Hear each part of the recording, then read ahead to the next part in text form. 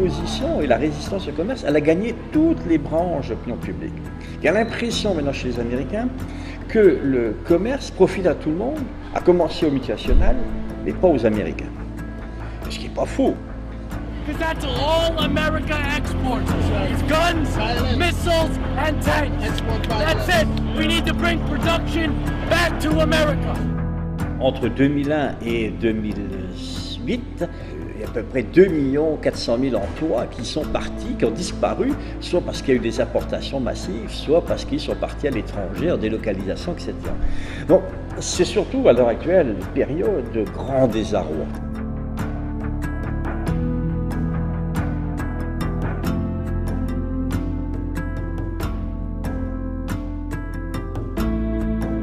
La balance commerciale américaine, elle est déficitaire.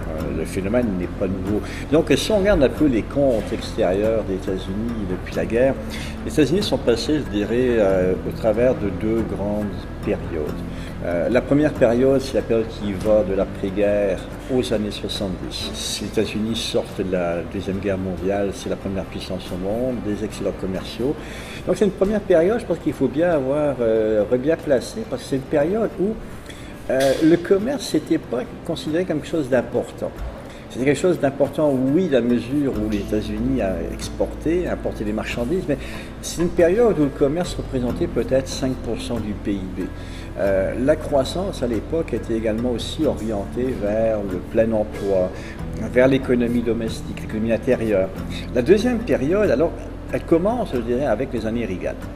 Là, je pense qu'il y a vraiment un changement majeur qui s'opère. C'est sûr que d'abord Ronald Reagan veut mettre de l'ordre dans les affaires économiques intérieures, les affaires internationales, une politique, une approche très agressive, donne le signal que la récréation est finie. Là, à partir des années 80, le commerce devient un élément fondamental de la croissance, du développement. Ça s'inscrit dans une politique générale au niveau international d'ouverture des marchés. On ne parle plus de libéralisation ordonnée, on parle de libre-échange.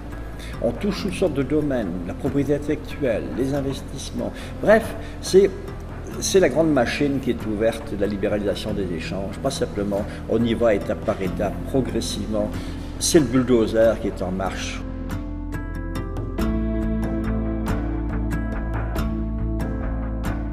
Et ce qui est étonnant, c'est les 2 périodes suivantes, parce qu'on a souvent opposé la décennie 90 de Bill Clinton à celle de W. Bush, les années 2000. Mais quand on regarde ça, ces 2 administrations-là, dans le fond, ils suivent le même track, ils suivent la même voie. C'est-à-dire que là, les changements qui ont été introduits par Ronald Reagan, on ne revient pas en arrière. On va au contraire de l'avant. Toujours plus d'ouverture de marché, toujours plus de champs couverts. Et là, c'est là que devient le paradoxe. Il y a une espèce d'arrogance, d'assurance, les investissements qui viennent, etc.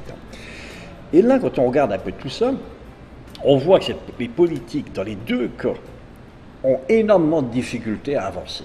Ça, c'est la première chose qui est frappante. Une difficulté à la fois à l'externe, des résistances. Résistances qui viennent non pas comme auparavant de l'Europe ou du Japon, mais des résistances qui viennent de la Chine, qui viennent de nouveaux pays, le Brésil, qui viennent des pays émergents, comme on les appelle aujourd'hui. L'autre résistance, c'est à l'intérieur. C'est que non seulement quand on a une politique qui est de plus en plus ouverte, tournée vers l'extérieur des côtés de l'administration, à l'intérieur, il y a une résistance qui croît de plus en plus. Au sein même des partis, il y a une majorité, de plus en plus forte, autant au sein du Parti démocrate que du Parti républicain lui-même, qui commence à douter de la globalisation, qui doute des avantages du commerce, pour diverses raisons. Et le doute augmente non seulement, je dirais, au niveau du Congrès, mais dans l'opinion publique.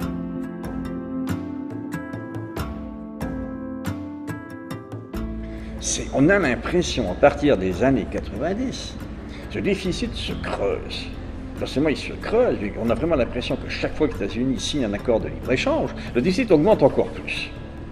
Il y a le déficit avec le Canada, le déficit avec le Mexique, et surtout le déficit monstrueux avec la Chine. C'est devenu un poids énorme.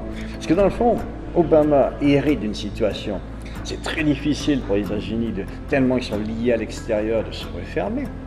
C'est-à-dire que pratiquement un emploi sur deux des grands groupes américains qui sont l'automobile, l'électronique, etc., sont à l'extérieur. Ça, c'est un point qui est vraiment marquant. Cette politique commerciale américaine, elle est comme bloquée. Elle est bloquée, je ne peux pas revenir en arrière, mais je ne peux pas aller plus en avant. Et donc, ça paraît, ici, on voit très bien le désarroi de l'administration Obama, qui n'a pas de stratégie commerciale.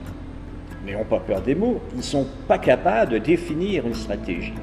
Ils ne savent pas quoi faire.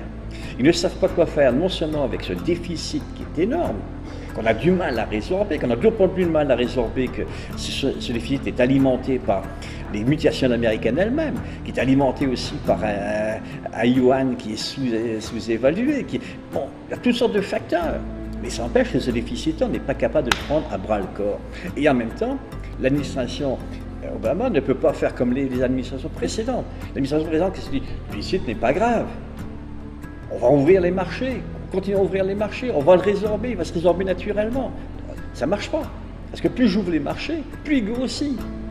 Donc, et là, je me trouve dans cette situation un peu tout à fait nouvelle, un déficit qui est quand même considérable, une administration qui n'a pas de stratégie commerciale, du moins dans l'immédiat, et également aussi une situation où ce déficit paraît de moins en moins gérable. Et en même temps, il est de plus en plus lourd pour l'économie mondiale.